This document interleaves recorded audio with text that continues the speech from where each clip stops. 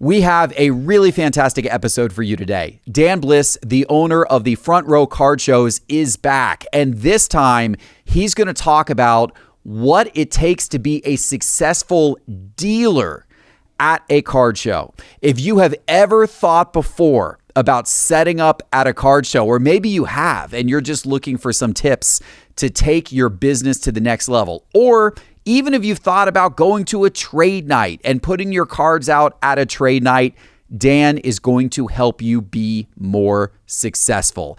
Dan works with thousands of dealers every year who set up at his card shows, and he also sets up at card shows, tons of them a year. So he has the experience both as a card show organizer and as a dealer. He's got a lot of great wisdom to impart. He really knows what it takes to be a successful dealer. He's got the tricks of the trade to help you drive more revenue and have a more successful card show experience.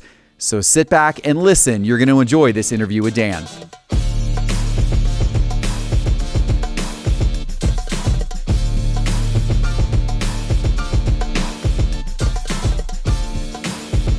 This episode is brought to you by Arena Club. Arena Club is an innovative platform featuring grading and authentication, vaulting, and digital pack openings. Be sure to check out the amazing items up for auction right now at Arena Club. From rare cards to top-tier collectibles, there's something for you at Arena Club. Download the Arena Club app today by searching Arena Club in the App Store on your phone, and then use promo code SCI for 10% off your first purchase of cards at Arena Club. Dan, welcome back to the show. Thanks for having me. We had a great conversation last time about what it's like running a card show, which is, of course, is what you do now more than 20 times a year, which is absolutely incredible. This show, I want to focus on what it's like being a dealer at a card show, and specifically how dealers can do well at card shows, what makes a good card show dealer and how dealers can do better. As a card show organizer, you deal with hundreds, maybe thousands of dealers a year at card shows. How many dealers do you interact with and see come through your shows? Well, we'll have 7,000 tables at our shows in 2025. Wow. So wow. We work with literally thousands of dealers. Yeah, that's absolutely incredible. Yeah. So you certainly have a lot of experience seeing what works, what doesn't work, what's successful for these dealers. And that's what I want to dig into. Where do you want to start? How should we approach this? Well, let me add to that. I'm a dealer myself.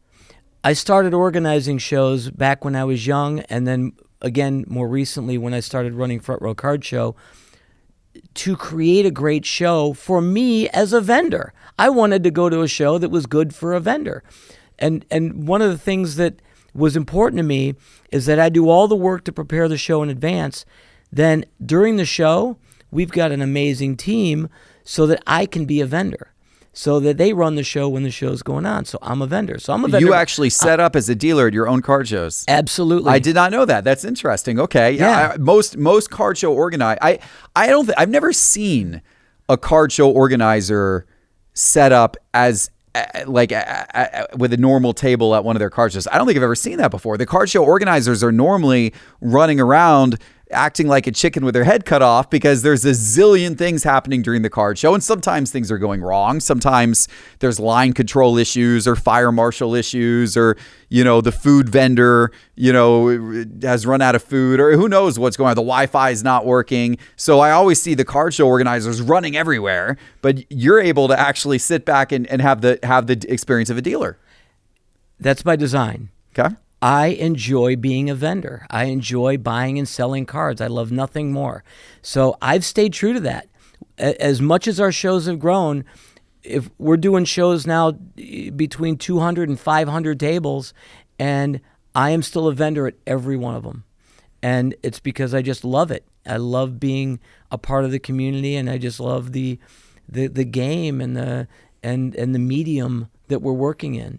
So I come from that place. So I just wanted to put that out there so that you understand that I'm come from the perspective of both a vendor, a dealer, as well as someone who works with a big, diverse group of them, seeing what works and what doesn't work. So I've got a couple different hats on here. Yeah, it seems like you're a true expert on this subject. Yeah, I've seen a lot, and I've been around a bit. So what's the secret? What makes, how can, I assume from the dealer perspective, a successful card show for a lot of them, probably the first thing that they look at is, did I sell a lot of cards? If that was their objective, right? Was I able to sell a lot of cards? Or some of them are there, like Cards HQ. We go to a lot of your shows, but our main purpose at your shows is actually to buy cards, right? Not sell cards. We're there to buy cards and bring those cards back to Atlanta for our card shop and to sell online and everything of that nature. So for us, the goal is, did we buy a lot of cards? And for a lot of dealers, it's, did we sell a lot of cards? I imagine. And they probably have other goals as well. But is that what you see? Would you say that that's how a lot of dealers judge the success of a show, what their sales numbers were? Certainly that's part of it. I think vendors, to truly be successful in the long term, they've got to come from an authentic place. They've got to, first of all, most vendors come from, they used to be a collector, right? You don't stumble across being a vendor unless somebody wills you a collection, or you buy a collection at an estate sale, and next thing you know, you're finding a way to sell your stuff. But most people come from a collector beginning, and sometimes they forget that, it seems. And the measurement is just only the buying and selling. And I think if you want to be a successful vendor, I think it has to come from an authentic place. And if it does, like you truly love the hobby, because there's a lot of things that stem from that. You're going to be a much better person to engage with if you're talking to a collector and you're talking them in collector speak, and connecting with them over a love of Sandy Koufax. Well, you're going to have a much better communication with them, and that person is perhaps going to be a better customer of yours at future shows, not just today. So if your measurement was how much are you going to make at this show today, that's certainly a gauge.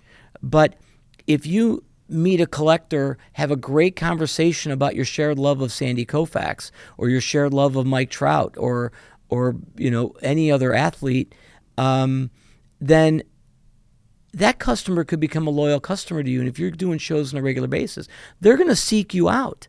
So it can't be just the measurement of what were your sales today. Now, that's certainly a part of it, though. But I think that if you come from that authentic place, that you're going to be much more successful long-term, because you're going to build relationships. And the more shows you do, if you're good to people, if you're good to other collectors, you build friendships among your customers, then long-term, you're going to have people coming up to you throughout any show you do, coming over and saying hi to you. They will seek you out at a show.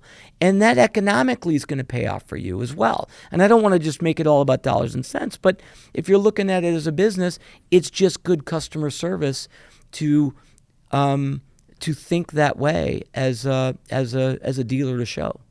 It makes sense. I mean, I think that's good customer service in general. Do you?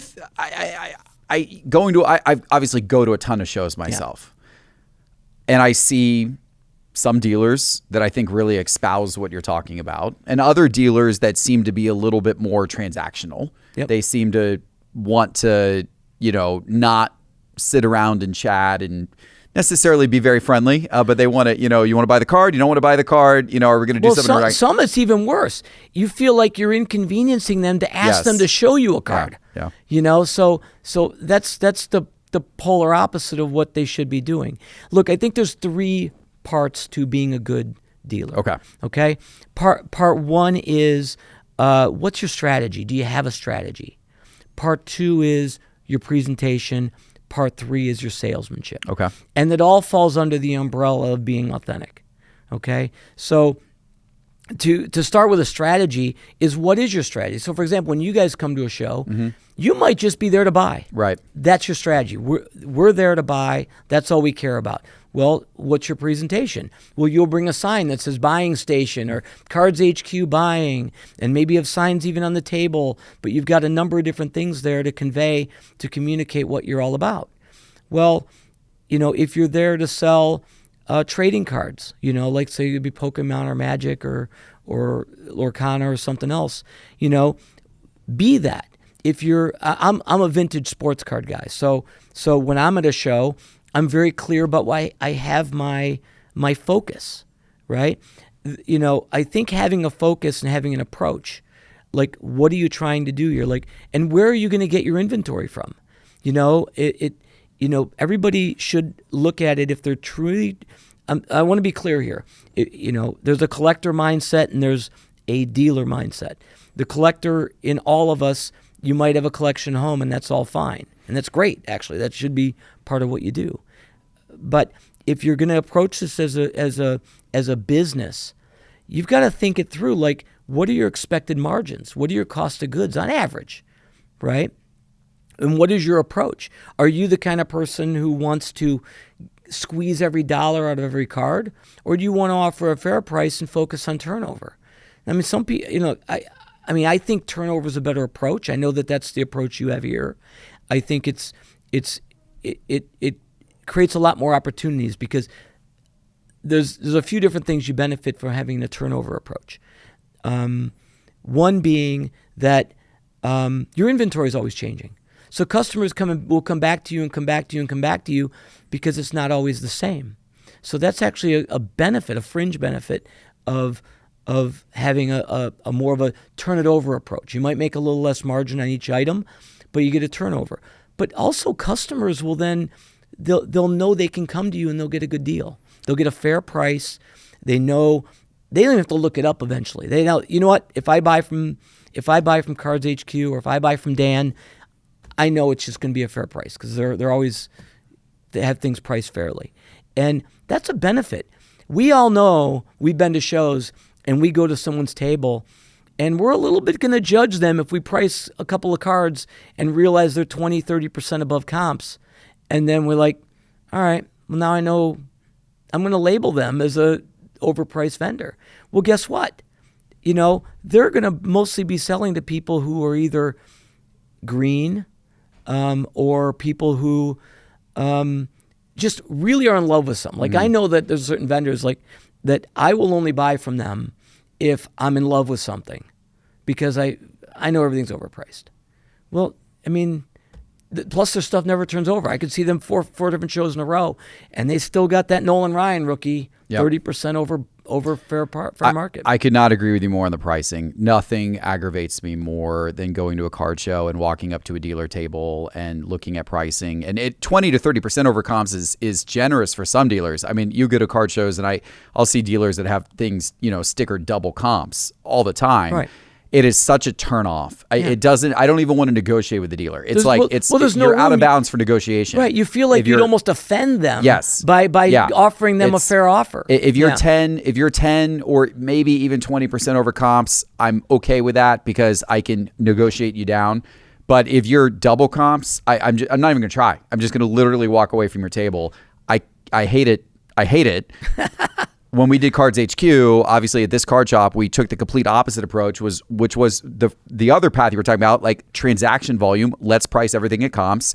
Let's be fair. Let's let people come in and feel like they're getting a fair deal. Right. And we're going to sell more that way. We're not going to make the same margin, but we're going to sell a lot more. And in the long run, we're going to win because we're going to do more transaction volume at a lower margin, but more transaction volume. But we're also going to build the customer relationships and get the customer trust. Right. And that's going to pay big dividends in the long run.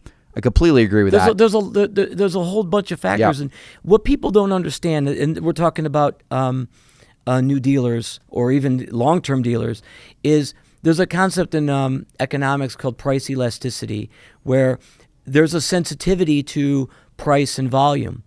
And in fact, at card shows, collectors are really smart. They really are. They have pricing tools like market movers. They've got a lot of different resources to check prices. And you also have a lot of competitors. You're at a show. All the other dealers in the room are your competition in a way, where if you're overpriced on something, they'll go, I'll just keep walking. And 3 tables down, they might find that same card for 20% less than you. So, attendees, collectors are very smart these days. And if you drop your prices 10%, you could double your sales. It could be that simple. 10, 20%, you drop your prices, your sales will literally double. So if you want to be successful as a dealer, You need to price fairly, and you will see immediate benefits. And again, and then you'll see recurring benefits down the road because people will come back to you that they otherwise wouldn't have.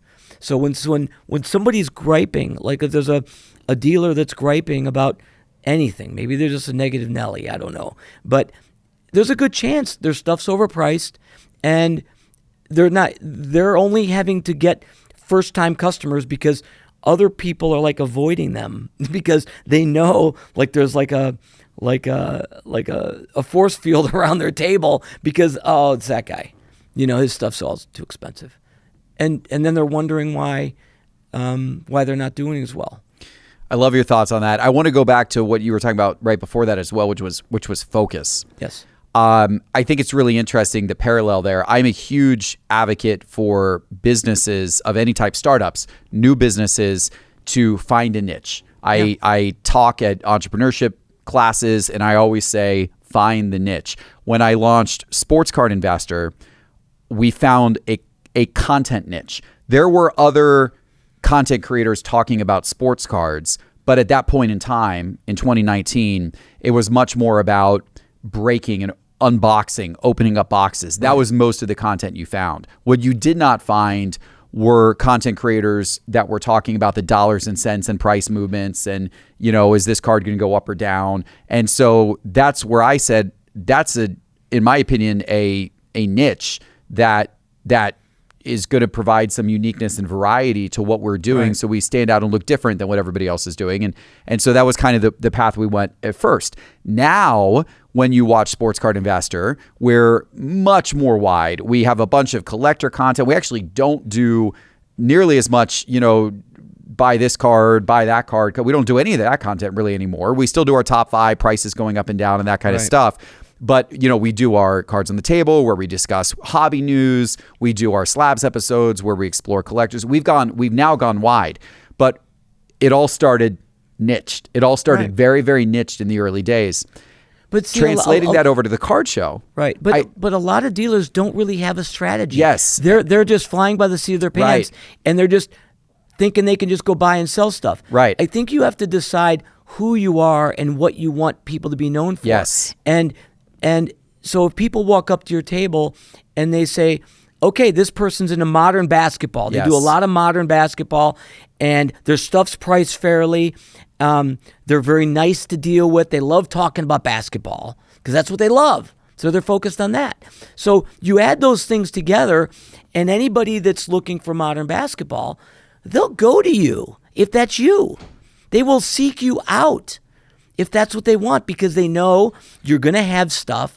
Your stuff's turning over all the time, so there's always new things, and you're fair. So that's going to attract customers. But if you're a jack of all trades, your stuff's overpriced, you're sitting behind your table grumpy, you're playing with your phone, who's going to want to come say hi to you? I could not agree more. I love it. Focus, fair pricing. I absolutely love it. Could not agree more. And I'm always drawn to that when I go to a card show. Like there's certain things. You got to think about what you go. There's certain things that get me excited. I get excited by, for example, like vintage on-card autographs. And when I pass by a table where a guy's got a lot of vintage cards, and then amongst those vintage cards, he's got a section of autographs, I'm like, oh, this guy's for me. I want to look at that display case. I'm not personally a 90s basketball insert nut, but there's plenty of 90s basketball insert nuts. That's another specialization. When they walk a show floor, if they see a table that's got all the Dunkin' Go Nuts and, precious metal gems, although you don't see those at card shows very often, but a lot of those 90 inserts, the high voltage and all these different ones, they're going to be immediately like, oh my God, this is my table. These are my people. I love this. Or maybe it's even a local sports team concentration. I always find that interesting. I'll go to the Dallas Card Show and you'll see certain tables where the entire table is Mavericks and Cowboys and Texas Rangers. And that makes sense. You've got There's a local guy sports on the team West concentration. Coast named Matt who specializes in Jackie Robinson. Yeah. That's his specialty. That's awesome. You see, there you go. But I mean, but that makes him stand out. Oh yeah. And if you're interested in Jackie Robinson, he's your guy. He's your guy. And yeah, love it. I think love it. People need to look at their own table from a collector lens, and I think it you also have to think about yourself. Like go inward and say to yourself, when I walk into a show, and hopefully if you're a dealer, you go to shows occasionally or walk around a show that you're a dealer at, and say to yourself, which vendors am I excited to see? Oh, I'm so glad you're here. Who is that? Why are you glad to see them? Is it something about their display? Is it something about what they have? Is it something about the way they treat you? Is it that you share a common interest in something? Whatever it is that makes you say to yourself, I'm glad that dealer is here at this show. You need to figure out a way to be that for other people. Yep. Right? I think it's great advice. And I want to go back to a couple of business topics while we're on it. Because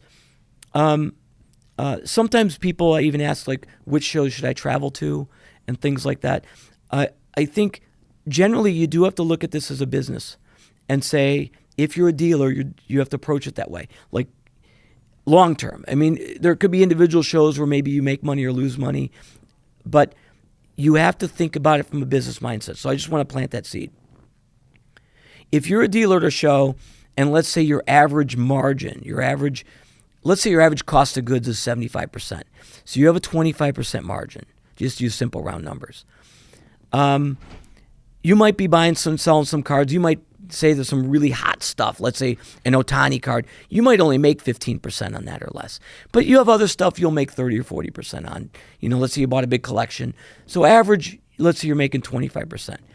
So if you're doing a show and you have to spend, let's say, $125 per day to be at that show for your booth. Okay, let's say you spend $250 for your table. It's a 2-day show, so it's $125 a day for your table. You need to do 500 in sales to break even. So you need to think about that. I need to sell $500 in cards to break even. So that's my break even point. So anything beyond that, now I'm making some money. So I think it's important for anybody that wants to be a dealer on a regular basis to at least take a moment and say, where's my break-even point? What do I need to sell today on average? Now, again, depends on what you sell every show, but I think it's good to take a broad brush stroke and say an average. I need to do 500 in sales to break even. Now, if you're traveling and you got to pay for hotel and airfare, a lot of it comes down to how valuable is your inventory. Mm-hmm. You have to have serious inventory to be able to travel. Look, there are dealers that come to shows and they'll do, I'll tell you what, there was a guy next to me at our show in Phoenix. Guy had one table. He had an incredible collection. One table. He did $40,000 in sales on a Saturday. And I'm like, oh my goodness, like you must have had some serious cards. He's like, yeah, we did really well. It was a great show. I was busy all day. But you've got to have serious inventory to have anything left after selling $40,000 at your table, But there are some big time, dealers at shows who they do serious money at shows. And they'll come to shows and they'll rent, 6 tables and, 12 display cases, and they don't care. They'll pay for expensive hotels. They're fine because they're going to do $100,000 in sales for the weekend. And if their cost of goods is 75%, they're making $25,000 that weekend in profit. Now, before expenses, then maybe the show costs them between travel and tables $2,000. They still made $23,000. Yeah. I mean, there's some serious. They can afford to go out for the steak dinner dealers that out night. there. Right. But if you're getting started being a dealer, you got to think smaller numbers. Know your numbers. You got to know your numbers. I tell you what, we had Michael Rubin come through Cards HQ right after we opened. We were open like maybe a month or two, and he flew down. He just specifically to come to the store. He's like, I want to come to Cards HQ. Right. So he scheduled a flight into Atlanta, landed his private jet at the private jet airport, took the limo, showed up at Cards HQ, was here he spent about an hour and a half, 2 hours here, then took his limo back to his private jet, flew back to New York. So I mean that was pretty cool, right? Yeah. And what I found maybe most interesting about his visit and talking to him, he grilled me on our numbers. Yeah. Every question he was asking me was about numbers. And I was like, wow. And he told me, without telling me, he told me he's all about numbers. Right. And he's all about understanding the margin and the sales mix when it comes to every single thing in the business. And of course, it makes sense, right? And at his level, where you're running a multi-billion-dollar company, understanding that with great detail is paramount to their success. But the same holds true all the way on down to the smallest dealer who is selling $500 a day at a card show. I mean, there's still the numbers behind it. If they want it to be more than just, I showed up to have some fun. Right. And some dealers do that. Some dealers, like I set up at the local Atlanta show with my son Reeves a couple months ago, and I didn't care at all about the numbers. It was more about the experience of me and my son are setting up at a card show together, and it's going to be fun to hang out there for the afternoon. Right. But most people, most dealers, they're going beyond fun. They'd like to make a little bit of money or at least cover their expenses. But it's important to at least think about some of this stuff. Now, look, as a show organizer and a vendor, a dealer, I think about that stuff. So I actually think about it through the dealer's eyes. So as an organizer, I think this way. If you sell stuff on eBay, let's say, it'll cost you 13%. So I like to think that every dealer at our shows, their cost of goods, their cost of renting a table should be less than 10% of their sales. So for that to happen, an average table at our shows is $240. They need to do, in my mind, the average vendor in our room needs to bring in $2,400 for the weekend, okay? Which I think about. This is something that goes through my head. That means if I have 200 tables at a show, using simple numbers, I've got to bring $480,000 in spending into the room. So there has to be $500,000 has to come into the room and be spent in the room for the average vendor, for them, their table cost to only be 10%. So I think that way. And it'd be nice if all of our dealers thought that way. Now that's going to be on average. Now maybe I strive for it to be higher than that, but I think that's at the base. So, but there's going to be winners and losers in that. There's going to be people that don't sell a lot, and there's going to be some people who do stupid, silly numbers, But I think it's really important if you are a dealer to at least have a grasp on the numbers that you're trying to achieve at each show and what your overhead is. And that'll help you be successful in the long term. Yeah. Yeah, for sure. No, that's great advice for any dealer listening. So we talked about, you said 3 areas. You said strategy. Yes. Which we talked about that. I think presentation, was that the second area? Yeah, and what I want to say about presentation is, I got to tell you what, a lot of the trading card vendors are really impressive. They have a big sign. And you mean by trading card, you mean Pokemon trading card games. Yeah. Magic. One Piece, Lorcana, all that stuff. Right, all that. Yeah. I'll tell you what, they are often very impressive. But more so than the sports car dealers. Yes, 100%. On average. Yeah. 100%. And they're 1,000%. Yeah. And they do such a good job of presentation and creating experience for their customers to basically say, hey, look at me. Come over to my table, and draw them to their table. They're wearing colorful shirts. They're wearing hats. They got all this stuff going on to get your attention and draw you over. And I think people have to think about that. And then even in how they set up their tables, I think everybody as a dealer needs to think about, what's the purpose of everything I'm doing? If it's all glass display cases, that's fine. But I'm a big believer in people having bins and binders to fish through, because it offers a little something at different price points for people coming to your table. And I'm a big believer that people draw people. Believe it or not, a lot of people are shy. They don't want to be the first person to come over to your table. If you've got someone standing there for an hour, 2 hours, fishing through bins or looking through binders, just having another person at your table will draw other people to your table. And it's a snowball effect. And then you're having a conversation with another person. And then you're saying hi to another person who comes over, which transitions us to customer service and salesmanship. But that's kind of what I'm getting at, is it's all interrelated.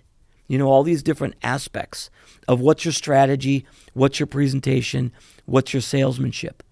But you've got to think about all of them because they're all commingled in, being a good dealer. Yeah, you're right.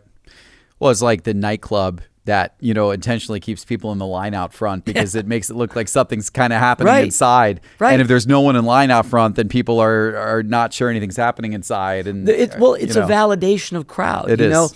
If someone's at your table looking at stuff, then it must not be that terrible. I went the last card show that I went to, the last big card show I went to was at the Dallas card show in November, and I did a segment for one of our sports card investor videos where I went dollar bin hunting, and I remember very specifically in the video saying, I'm going to go look around for the table that has the most people at it going through their dollar bins, because that's probably a sign that table has good dollar bins. And so I zeroed in on that. So that was your cue, your correct. Visual cue. And if there was a big table with a bunch of dollar bins, there was not a single person at the table, I didn't even go up to it because I'm like, well, probably their dollar bins don't have anything of value in it because no one's ravaging them. You see the assumption you made? Yeah. So imagine walking by a table that's all glass display cases, and the dealer is sitting behind the table playing with his phone, mm-hmm. or maybe he has somebody else with them behind the table, and he or she is chatting with another person, and there's nobody there at their table. And another table across the aisle has 4 people. Well, which one are you going to be drawn to? You're going to think, they probably have a bunch of garbage, or their stuff's overpriced, or you're going to make negative assumptions. People draw people. Mm-hmm. So get people to your table. And this goes to the salesmanship part. Bins is about presentation, but also it becomes a salesmanship thing. Yeah. But then also having people at your table, engaging with them in conversation, chatting with them. One of the best things to say as a dealer to a customer is, what are you into? It's not about you. It's about them. People love talking about themselves. They love talking about what they're into. Ask them. Next thing you know, they might say, oh, I'm interested in such and such player. I'm into LeBron. Maybe they didn't see that you have a couple LeBron cards. And you're like, oh, over here I have a couple LeBrons. Oh, okay. Well, if you didn't engage in that conversation, they might not have seen those. They might have glanced, not seen them, and walked away. You missed that sales opportunity. Plus, now you're engaged in a conversation. You're building a relationship with them. They could become a good long-term customer.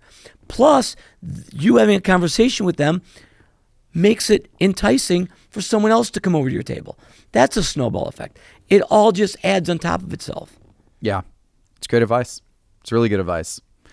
And it's interesting because I think this is all, everything you've said today, like none of this is rocket science, but it all takes thought and effort. Yeah. It all takes just a little bit of plan it out in advance, a little bit of think through strategy, a little bit of think through how I'm going to set this up to make this look really good, how to make this inviting, how to get people over to me, and then a little bit of how am I going to take care of those people when I'm there and ensure that they have a good experience. And if you do all those things, then it all compounds into you becoming one of the popular dealers at the card show. Exactly. Yeah. Well, and then adding to the effort part, stand up. Be standing. If you can stand the whole time. Your knees will be tired into the show. In fact, one of the things I do, because I'm standing all the time, is I'll take a chair, I'll turn it sideways and put a knee on it. Mm-hmm. So I'll give my one leg a little rest while I kneel on the chair. But standing allows you to be eye level. You're going to have much better conversations with people at eye level. And you say hi to them. Hey, what kind of cards do you collect? Oh, well, I'm into vintage autographs. Oh, well, great. Well, oh my gosh, that. We start talking about people like telling their old war stories, the card they let go, all that stuff. We're now having a genuine conversation about what you're interested in. And it's what you're interested in, not what I'm interested in. It's what the collector's interested in. You're now having a good conversation. Other customers now come over. Now they're looking in your display case, and maybe that person buys something, maybe they don't. But I've at least had a connection with you at eye level. And now next thing you know, I segue to another customer. They want to take a look at something. Okay, great. You help them out. Saying hi to people that come over to your table. You know that, hey, I'll be right with you. At least it's almost like being a bartender. Yeah. Nobody likes walking into a Starbucks or a bar and a bartender's ignoring them. Yep.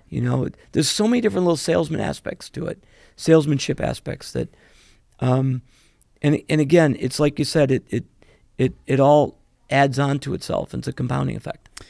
I'm a huge believer in the power of getting kids involved in cards from this type of standpoint, right? Not obviously collecting, wonderful. I want kids to be collectors, but I also want kids to have a little bit of the dealer experience. I want them to have a little bit of the buying and selling experience, because I think that the lessons that you're talking about, all the lessons you've talked about during this show, they're such good fundamental business lessons that really apply to any business. Oh, sure. They apply to, they apply obviously to Cards HQ just the same way they would apply to a dealer at a card show, but they also apply if you're running a marketing agency, or if you're an air conditioning contractor, sure. or, if you're, there's so many different businesses that you could kind of apply these lessons to, that it's just good common sense business practices. And I love the kids who get a little bit of the experience on the dealer side of the table. Trade night's a good way to wet the whistle. It is. It is. To get them broken into the engagement of the buying and selling. Yeah, you know what? In fact, kids should listen to this episode. Like, if this is a good episode for kids to listen to, like sure. 10-year-old, 12-year-olds, 14-year-olds who are wanting to be successful, setting up at a trade night. I started maybe selling someday, at 16. Yeah, maybe someday they want to be a dealer at a card show like you were when you were 16 years old. Yeah. This is great. They need to listen to this episode, because the advice you just gave here is ultimately going to help them become more successful. Right. For sure. Again, it starts with authenticity, and then looking at who do you like to see at a show? Who are you excited when they're there? Who do you go, and run over to them? Be them. Yeah. Yeah, I love it. Dan, this has been a lot of fun. Yes. Thanks for coming on. Thanks for imparting the wisdom. And for anybody out there listening who would love to check out one of your card shows, tell them next year. Or 2024. I guess it's this year. Probably by the time this is out and about here, it's 2025, and we're filming this right at the end of 2024. What are the shows? Where can they find you? Well, go to frontrowcardshow.com. You can find us on Instagram and on Facebook at Front Row Card Show. On our website, frontrowcardshow.com, you can buy tickets to all of our shows. Every one of our shows is sold out of vendor tables. So keep an eye on that if you want to be a vendor at one of our shows, because the tables go quick. We're in Las Vegas, Pasadena, Phoenix, Seattle, Portland, and San Diego. Large shows in every market, and hope to see collectors at all of them. There you go. Awesome. I hope to be at one of your shows soon, Dan. Thank you very much for coming on, and thank you out there for watching. Appreciate you guys listening today, and keep in mind the full-length episode of these Geoff Wilson shows are available on the Geoff Wilson Show channel on YouTube, so make sure you're subscribed there, but also subscribe on both Spotify and Apple Podcasts, because we put the full-length episodes out in podcast format there as well. Thank you for watching, and we'll see you soon with our next one. Take care.